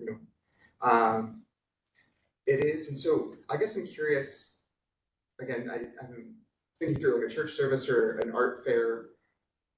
How do you reconcile some of the your ideas for programming with the site conditions? I'm thinking that if it's shady and noisy for a lot of the year, that's not necessarily like where I would choose to hold a church service. So Yeah. curious how you're thinking through that and kind of mitigating and ensuring that some of your program ideas actually can function on the site. So I think we have kind of come to accept a certain level of just acoustics. And we, are adding as many trees as we possibly can and doing a level of like landscape mitigation. And when we present this project in our community outreach, we do not shy away from the facts that it's surrounded by arterials. Yeah. That is part of the site. And so those program ideas came from the community. Maybe they haven't quite, you can hear people talk on that site. The church worship, it's an idea that they currently tried to do one at Cascade Park, and it was really difficult. There was a lot of red tape, and she looked forward to another location that was paved. And so there's just like this kind of willingness to try it on their end, and our support of that. I just have to, I don't know, they might try it once and decide not to do it again, but it's a mic'd church service. Yeah, well, and so Mark, before you go, I have one more. On Sunday morning. Sure. But the other point I think is, so this is an SDOT owned and maintained right of way. I think that's what you said. But so would they not still need to get a permit to close the street essentially? Pedestrian street. Mark? The street is closed, Ben. It's Adam, it's got bollards, and so it only has emergency access, so they would not need to get a street use permit to do this. I could hold any event there in the street, or do people need permits to hold events in public streets? Then go through these guys. Or go through these guys? Adam, we'll look into that in terms of the exact process. There may be something they need to do, but it's not a street use permit, as Mark said, but certain parade type gatherings. Is that what you're kind of thinking? Like if there's a number of people, you have to get approval by somebody. Right, like a concert. Right. I mean, Sure. Yeah. Just curious. Yeah, Adam, I just one thing on the acoustics too. So Ben and I met with the Cascade Neighborhood Council, and Candy and Kim, the leaders, who are actually partners. They are super excited about this as a consistent art walk opportunity. They have been pushed around the neighborhood for years and right down to street corners. And so they're super excited to have the storage and to have a permanent location, a reliable one where they can have the art walk. And they accept the site for all it's worth with acoustics, some shade. You know, they're just looking for that opportunity and kind of starved for it. So, you know, short of having a letter from them, you know, we have written correspondence. We can get that for commission as well to share that they would be a consistent user seasonally, of course, with their art walk. Thanks, Mike. It's actually, I think that's it for me. I was gonna pass it to Elizabeth. I'm delighted to hear that you've been talking with Cascade and some of the from church. It sounded, just based on what Mark just said, that you'll have some ongoing agreements with a lot of these people that you're, you know, I'm sure of this now, but it's going to be a big event. Yeah. And just acknowledging, I think, with all of this programming is tough. I'm interested. It struck me when you talked about, especially landscape, serving as entry and threshold for the space. I started to think about your new perverted materials on the facade of the building and also the mural. What are your aspirations for how those facades provide? What are you looking for them to provide? So you were pretty clear about entry and threshold and certification. I'm wondering what the desires are for how those services function. I'll just clarify, I think when I spoke to landscape as threshold, I was specifically, I think we should answer that. I just wanted to mention that I would say that like these two large trees, you know, are the same, and that's kind of one particular like threshold and entry. The same with the scale and design of these two planters. And then on East Lake, you know, I'd love to put a tree here on for the overpass, but we have the mural kind of serving as that, and then a tree on either side. And so those were kind of the pieces creating the thresholds for Lower Denny at those corners. But we should talk about also what the facade is doing. Let Mark speak to. Well, Elizabeth, I like the question. And it really, to me, has a lot to do with the mural. And I'll let Jennifer talk about East Lake side of things. It's a process, and we're excited to get our Urban Artworks engaged. It's not the traditional hire a public artist, either privately or through, you know, go through public, the Art Advisory Committee or SDOT. It's unique to the Urban Artworks program. And I would say that we're looking for something that gives people this, first of all, safety, security, peace of mind. It really provides an attraction, whether that harmonizes with our landscape moves that Becca just described, or just some departure. We don't know what that is until we really get engaged with the artists that we hire as part of the process. And the last thing I'll say is, and it's just a suggestion maybe for Michael and Wendy and Valerie, is that I think you should have Amanda, you know, this is a little bit different for whether we call it public art or not. If you haven't already, just to have, it's another kind of, and maybe it's additive to your artwork program, because it's not following a traditional course, which it seems like we're kind of getting stuck on that because it's more related to process right now than it is to exactness with the artwork. So I'll stop there and let Jennifer pick up on the East Lake facade. Yeah. So I know that the strategy along East Lake, without knowing what the mural is going to be, we really don't want to compete. We really want to be a backdrop to the experience being created by the landscape team, and this kind of forested connection between our site, REI at the north, and creating that kind of gateway condition to first come into the city is why we're proposing something that is also natural, trying to kind of mimic that treat effect and that forested experience, while at the same time really trying to provide a lot of light to make that a safe and comfortable. And it's the service side of the building that needs to vent. And that's what the vents look like. And to oversimplify it, you know, we've gotten feedback that We need to keep pushing ourselves on how we can make Eastlake more interesting, and we think this perforated metal is like a really cool way of doing that, creating a shape, putting some movement into there.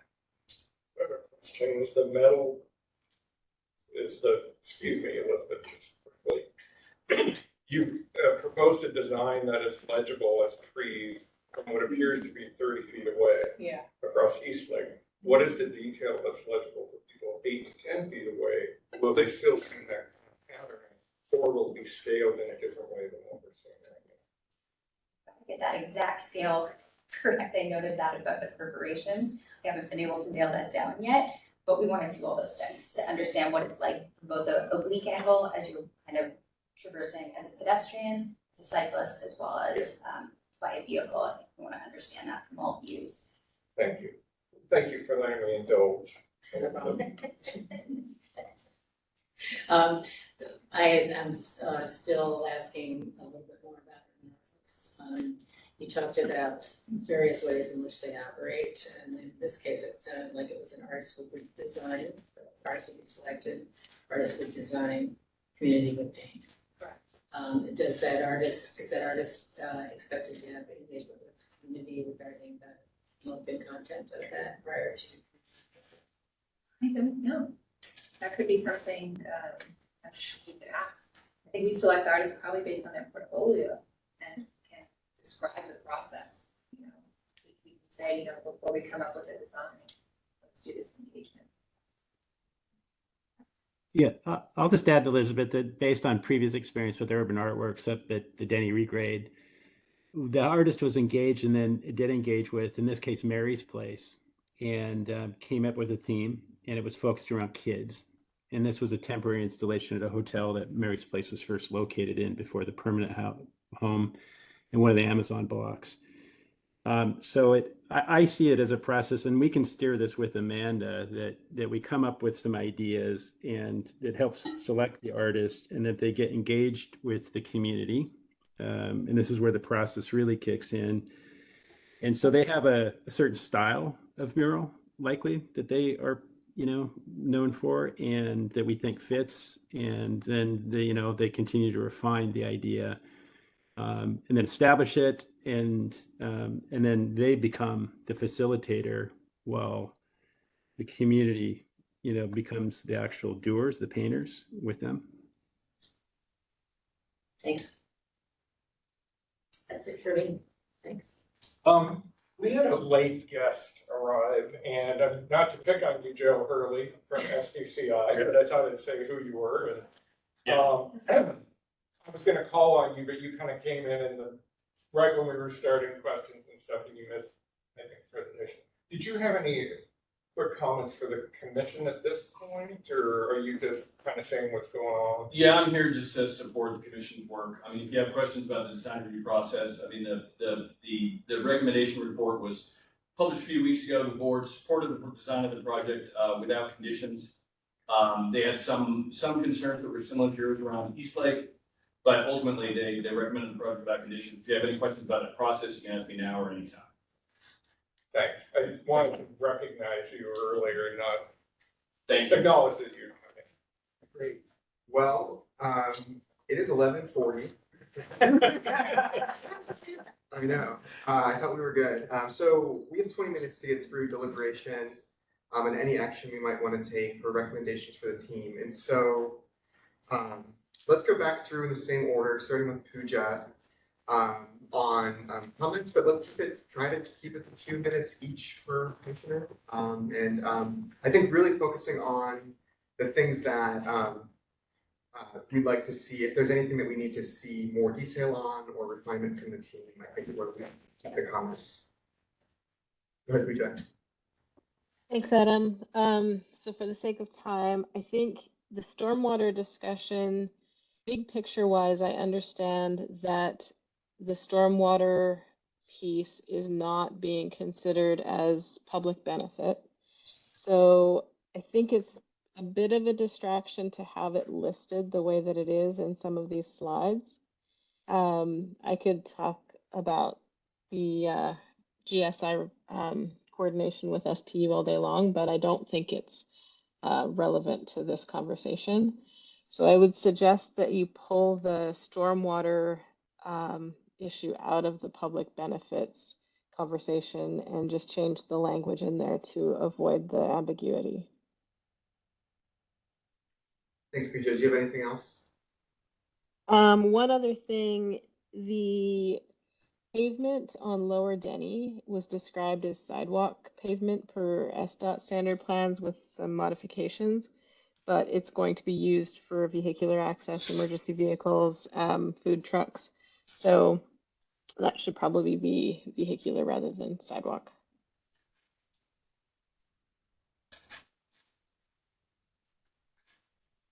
Thanks, Pooja. Yeah, great. Erica? Yeah, so I just had some thoughts that dove into some of the specifics around programming and the things you brought up.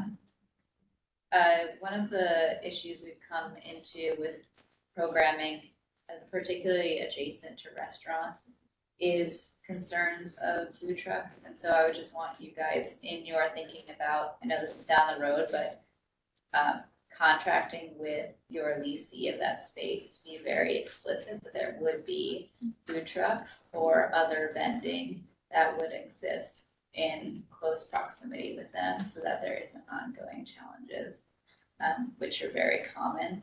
And then I know there's a lot of regulations that are changing in the city with the public space management team. It used to be that you weren't allowed to have food trucks within 500 feet of a restaurant. That's under consideration right now, but I would be very clear with them about whether those policies are going to be changed in accordance with when this development moves forward. The next thing that came up was when you were talking about the perforated panels, which I think are a beautiful idea. There's a lot of examples around the city of giving some homage to the history of site in artwork, and I would consider whether it's in the mural or within the perforated panel, there are all of these incredible cultural institutions that existed on this site. Would there be a way to do some storytelling about what has occurred here and sort of the amazing artists that have come through this space prior to the development? And then my third thing was with the mural, anti-graffiti coating can be quite problematic if you want that mural to change and adjust over time. It's very hard to paint over graffiti covering, like coating. And so thinking through whether this would be a piece that would exist in perpetuity or if you want it to adapt and change over time. And if that was the case, I would strongly encourage you not to go in the direction of using any type of graffiti coating and having more of a management plan with the artist that was, or the team, however it is, that is actually creating the mural. And then my last thing, just like overall, I think it's pretty clear that we, as a group, feel there needs to be a pretty finite programming plan, like something that really lays out who would be responsible, how much financing annually that would be. Even if programming is seen more as passive, I think it's still really critical to have it pinned down and stated so that if a random group does want to host a finger painting class in a space, who they would go to, how, like, what would be like the process for them, like, would there be any fees associated with that, all those little things, what would be resources available to them so that you could hand it out to community members as like a clear step-by-step process for them to engage. Pretty good.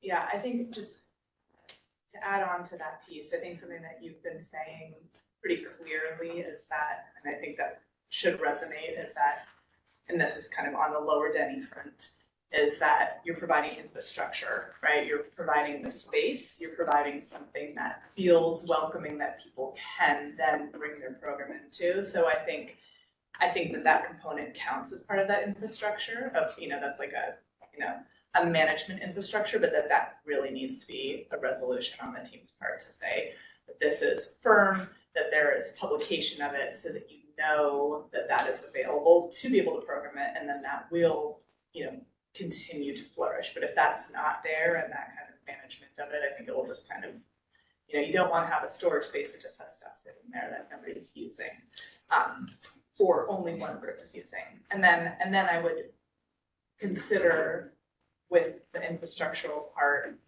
when I kind of pare it down to say, okay, if we're not hinging the basis of the public benefit on the program, is really making sure then that it's edified with, like you said, water components, which I know they're there, but continuing to really understand, like even piece those out, which they may already be, but how much lighting is there, what the quality of the light is,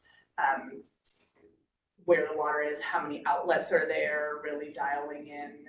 I think you bring up a good point about where the food trucks are located, and so are outlets throughout the space. Is there Wi-Fi? I don't know if that's even possible. I don't know. Just kind of allowing that to really say that that's that flexible space that provides that benefit. And then one other thought I had with the mural, as that evolves, I would hope that there's also flexibility with the landscape to have a response to that muralist. And it could be something that changes over time, but that artwork and that landscape component have a relationship that's beneficial and maybe mutable. Thanks. Overall, on the plus side, East Lake improvements, great. Pedestrian crossing improvements in Stewart and Denny, great. Pedestrian lighting ads, great. I mean, that's a big, we didn't really talk about that much. That's like a really big deal. So thank you. Wayfinding signage improvements, great. So I think I'm with my colleagues that I think questions about the functionality programming on Lower Denny, the mural. I mean, I'm just not sure this is like council ready. That's how I kind of think about it, is council ready to act on all this. I'm not sure on that front. And then one thing we didn't discuss much, but Beverly brought up for number 2, the dedication, the property dedication. Is that public benefit, or is that something needed to make that space work? I just think we need more clarity on that too. So I would add that. Thanks. From a design, architecture, space planning perspective, I think it's lovely and excited to see it. So I don't have any further comments. So it's great. I think the Cascade neighborhood desire for a home base for their art walk is probably one of the strongest responses you got, which is fantastic because, one key engaged stakeholder is a great thing to build a program. So I think that's fantastic what you're along that line. If the mural was on your property, I would say, good, go for it. But given that it's an off-site piece, I do think that more is needed in how you, in process. And I'm not suggesting that you have to go through the Office of Arts and Culture process, but I think you probably need to talk to them. I think I would try to find some way, informal, advisory, whatever, for them to be part of the artist selection. I think the answer is they're gonna go find 5 artists or pick from one from the portfolio ain't quite it. That neighborhood and the funkiness of it, its past, and some of the artists and musicians, people who came from there, is so fertile and so rich. If you could work with the arts office too, or somebody they might recommend, I don't know who, to mine that a little bit more, so that the pool of artists that you're selecting from has some of that background. I also envision that a part of it could be interactive. It could be 3-dimensional. It could be something part that changes constantly, like every couple months. It's like almost like a vertical chalkboard that we, do something. I just think there's all kinds of ideas there, and that's a piece when Kevin talks about being council ready. I would love to be able to brag a little bit more about that when you get to that part. So that's what I've got there. Great, thank you. So I'll go last. I'll summarize, and then I think Jill and I are going to tag team next steps. But Elizabeth, I'm thrilled that you're working with so many people in the community, and I, because of that, this, you know, I think some of our comments may feel as though they're pushing you faster than you want to go. And some of that has to do with the application process, and what the expectations are for public trust benefit. So, I think I would like to see more thought given to concept for whatever happens on that quote mural space. Also how that interacts with other spaces, other facades, because these facades are coming in at a point where the transparency is getting taken away in a certain sense. And there's improvement happening, but also looking in on a bike area is not necessarily the same as walking into the building. So thinking about just that access to storage already is, as you said, eroding private property. And I thought that was an interesting comment at the very beginning. How do I, as a person walking down the street, feel welcomed or pushed back up towards the curb? So I do think those surfaces, those vertical surfaces and facades are really important, and I'd like to really strongly encourage and some ideas behind that. You talked about people really wanting safety, security, peace of mind. So how is that physical experience of being on that sidewalk, surrounded by X and Y that are new uses of a concrete facade and then facade? How's that? And I do realize that's a push. But I also think there are a lot of opportunities. That perforated metal is a really interesting. Maybe it's not the same metal as what's maybe, you know, there's a lot to and maybe some collaborations that haven't been noticed. Sounds like Cascade may want another Cascade Park, or a different kind of Cascade Park. After spending some time standing in sustainable. It's different, totally different space. But I'm not interested for that kind of thinking. And I think, yeah, Erica brought up something maybe dangerous. If you come up with something that is a facade that's not permanent, but may change over time, besides the people you're already working with, there are other instances of that happening. So that's something that is in your change. And I would suggest paying really close attention to both automobile and pedestrian scale in all of these things. You talked about it very clearly as it relates to landscape, but I think that those facades need that kind of attention. Thanks. Great. Jill and Adam, can you indulge me 30 seconds quickly? Sure. I don't think we gave enough love to East Lake and Stewart. Thank you. Thanks. Thank you. You see the old and you see what it's going to be. Thank you. Anyway, I just need. No, that was my opening comment. Oh. Way to go, Michael. I was gonna say that too, but. Yeah, no, I think there's so much to like in this project. And so I think we really wanted to thank and applaud the team for your hard work. The outreach that you've done, for the responsiveness to this process. It's amazing to see how it's changed since the first time we spoke to you, as well as I think the really, really good work along the streets, along Stewart, along Denny, some of the intersections, you know, with Denny and with kind of on the north end of your site are just such vast improvements. It's hard to understate them or overstate that.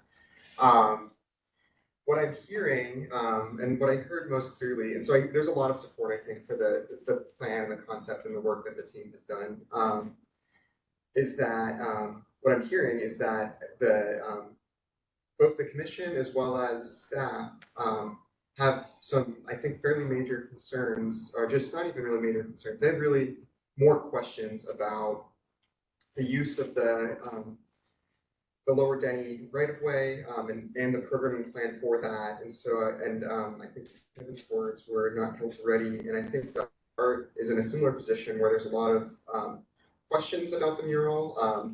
some suggestions, I think, is maybe we don't call it art anymore, and that might simplify your life to some extent and still provide the same benefit. I also heard an earlier thought about ensuring that the SCC is included as an artist, the artist commissioner on the selection panel for that. I think would be another idea there. Thoughts? So I'm kind of wondering here. So I think where this is heading is we think that we're not in a position where we want to take an action today, but we'd really rather invite you back to give us a little bit more resolution on this so that when we take an action, we can all feel good about it and be sure that it is ready for the council and keep you moving in the direction you need. What I missed there. So I can say, and I guess we should give you a few minutes to say how you think that works or doesn't work for you, and what your concerns are. Or are there any things that you're confused about what we said? I'll start. So I do have a couple of clarifying questions on what would satisfy you guys when we come back, because I think I get what you want. That makes sense. But what level of satisfaction, where do we need to go to get there is pretty unclear to me. Sure. One suggestion, it sounds to me that benefits are acceptable. What is of concern is we want to make sure that the art and the lower Denny actually work as benefits, right? And it's really more, how is it managed? How is it programmed? And what's the process? And what's the process? One thought from one of the concerns that we have is timing of our project and our approvals, and Ben can speak to this a little bit more clearly, and maybe we can get back really quickly, so that's not a big deal, but there are some obligations in terms of our purchase and sales agreements on when we are able to close and stuff, and without approvals, we are kind of in this limbo land, and of course, we also have, council lockout, we have all these things that just make this very difficult, and a brand new council coming in at the beginning of next year. So we're really afraid that what could be heard in January isn't heard till March, just because of 5 new council members or whatever we're gonna have. But you're probably not gonna make. We're probably not gonna make it anyway. We appreciate that. Yeah, no, I understand that. But those are the types of considerations that we have. So one thought is, it sounds like one way that we could address this is potentially through subcommittee. Yes. If that was gonna be a recommendation. Prior to coming back to the full commission, we're happy to work with you on a policy that the commission adopted in 2017 that details what's acceptable for programming of open space. Right. Those models are from the 2&U project, and that we really perfected it. That's why we have the policy that provides some very clear boundaries. Who, what, when, where, why. And so you walk into council with it's an MOU, it's an MOA, whatever, it doesn't have to be, but you've got boundaries about, I really appreciate that you guys are stepping up and funding it. Where's that memorialized? How does that work? Yeah. Your work with CNC, Emmanuel, fantastic. Where's that memorialized? Having some boundaries that formalize at some level those agreements. So you walk into council, one thing for us to talk to you about this, you don't want the council to say, so where's the manual? Right. That's why we have the policy, to give you some bounds to which you develop something. We can come back to the subcommittee before you preview it before the entire commission. And so that way, that body of work is done and there's no lack of clarity. From my perspective, we're happy to work with you to get you to the subcommittee to vet some of these issues. I emailed the policy to Mark. Beverly has it. We'll talk about that. I have a feeling that getting resolution of that and all the things that feed into Lower Denny Way, coming back to the full commission, and then whatever you want to do to work some of the other details that you've heard today, will put you in a good place before the commission can come back. I actually don't think that's that far away. Yeah. And we can talk about timing, about what you come to a subcommittee for in terms of that level of detail about what Lower Denny Way is and how it functions, and then get you to a full commission meeting for the rest. And one question, and this, we can deal with this offline a little bit too, Michael, but from a where do we need to get to in terms of written agreements? It sounds, and to Erica and Phoebe's point, having kind of the management infrastructure concept written down is where we need to be, not necessarily written agreements with other entities. And that's what the agreement, that's what the policy details out about, who are these people? Yeah. Beverly and I are happy to meet with you about, here's what we know, what worked before, here's the level that you need to walk into. Yeah. So we all understand. So yeah, I mean, our understanding is it's just putting together a framework, noticing, because I mean, conversely, I doubt anyone would wanna formally memorialize that they're gonna use this space every Sunday, right? Like, you know. No, that's not. Yeah. The point So is, who are the third parties that will be, that are part of this enterprise? Just, what's the plan? A more refined kind of business plan for the space, Okay. That makes a lot of sense. But I also think what you heard from the commission today is great support for the big moves. I don't think the big moves are the issue that I've heard today. It's what you're wanting is a significant portion of your public benefit strategy has unanswered questions about short and long-term operations that we want to guide you through to put you in a better place before you go back. Sure. Okay? Thanks. Really, I mean, I can't get, just to say, I can't say it enough times. Thank you for Stewart and Eastlake, and thank you for Danny. And I think we can work with you for much, on a much shorter presentation, right? For the next time. Yeah, it's a focused look at the issues that were raised today. I mean, I'm sitting here looking at the public benefit matrix and very little massaging and more detail. Yeah, I mean, alternatively, we could just remove the two questions and then we'll just.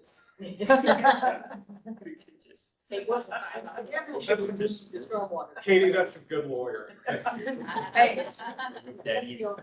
I'm gonna get the question after this, so I thought I'd know. Tell Jackie. Yeah.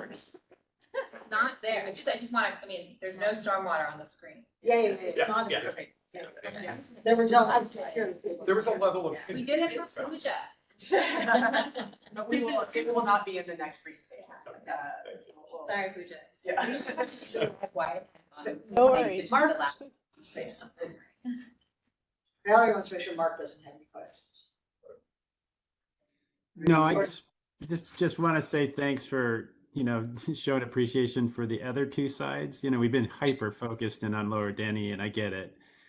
And it'll be good to drill down on that and get you, frame the information, according to policy, and to know that, and I appreciate the comment too about making, it really council ready. But there's a heavy lift going on those other two sides. So I appreciate you recognizing that. And the pedestrian crossings, which is the primary, one of the number one comments from the community. So thank you for that and all the guidance you've given today. With that, I think we're done. Thanks, everybody. Really, Thank you. really nice. Thank you. Yeah. Nice to hear there's a